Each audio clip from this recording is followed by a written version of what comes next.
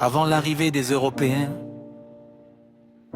l'île d'Haïti, appelée Haïti, était habitée par les Taïnos, un peuple amérindien vivant principalement de l'agriculture, de la pêche et du commerce.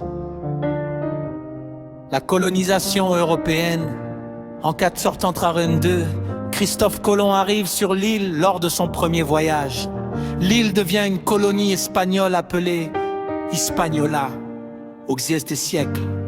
La partie occidentale de l'île passe sous contrôle français et devient la colonie de Saint-Domingue, l'une des plus riches du monde grâce à la production de sucre et de café.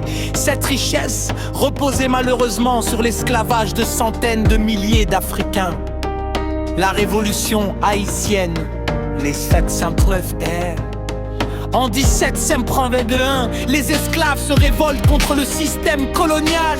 Cette révolution est menée par plusieurs figures importantes, dont Toussaint Louverture. Après de longues années de combat contre les Français, les Espagnols et les Britanniques, les révolutionnaires remportent la victoire. Le trôné janvier 704, Jean-Jacques Dessalines proclame l'indépendance d'Haïti. Haïti devient alors la première république noire indépendante du monde et le premier État moderne issu d'une révolte d'esclaves victorieuse. Le risque siècle après l'indépendance, le pays connaît des difficultés économiques et politiques. Les anciennes puissances coloniales refusent souvent de reconnaître Haïti.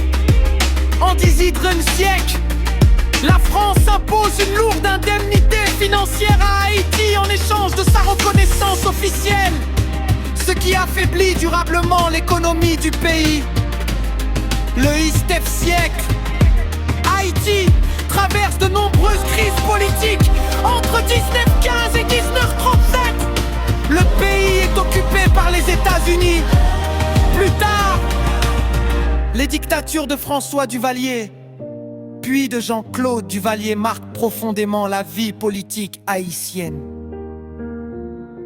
Le XXe siècle, Haïti fait face à plusieurs défis, notamment des catastrophes naturelles, dont le terrible séisme de 2010 qui a causé d'immenses pertes humaines et matérielles.